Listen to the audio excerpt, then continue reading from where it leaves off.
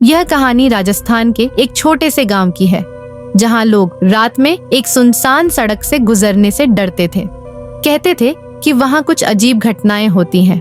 गांव के बुजुर्गों का मानना था कि कई साल पहले वहां एक औरत की रहस्यमय तरीके से मौत हो गई थी और उसकी आत्मा अब भी वहां भटक रही थी। सड़क पर अकेला यात्री एक रात विजय नाम का एक युवक अपने दोस्त के घर से देर रात लौट रहा था। गांव से बाहर निकलते ही उसने सुना कि कोई उसका नाम पुकार रहा है। पहले तो उसने सोचा कि यह उसका भ्रम है, लेकिन जब वह रुका तो आवाज और करीब आने लगी। उसने इधर उधर देखा, लेकिन कोई नहीं था। तभी सड़क किनारे एक पेड़ के नीचे एक सफेद साड़ी में लिपटी एक औरत खड़ी दिखाई दी। उसकी आंखें अजीब तरह से चमक रही थीं और वह धीरे धीरे विजय की ओर बढ़ने लगी। डर के मारे विजय का शरीर सुन्न पड़ गया।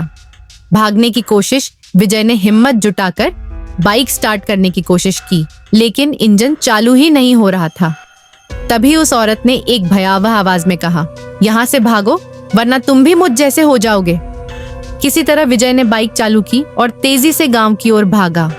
जब वह पीछे मुड़कर देखने की हिम्मत जुटा सका तो वहां कोई नहीं था, लेकिन उसके कानों में अब भी वह डरावनी आवाज गूंज रही थी। अगली सुबह जब विजय ने यह बात गांव में बताई तो बुजुर्गों ने कहा कि वह औरत कई साल पहले उसी जगह मारी गई थी और तभी से उसकी आत्मा वहां भटक रही है। गांव वालों ने विजय को बताया कि वह सौभाग्यशाली था, क्योंकि कई लोग जो उस रास्ते से गुजरे थे वे कभी लौटकर नहीं आए।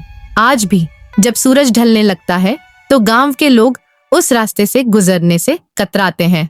कहते हैं अगर आप रात में वहां से गुजरते हैं तो कानों में किसी के बुलाने की आवाज जरूर सुनाई देती है।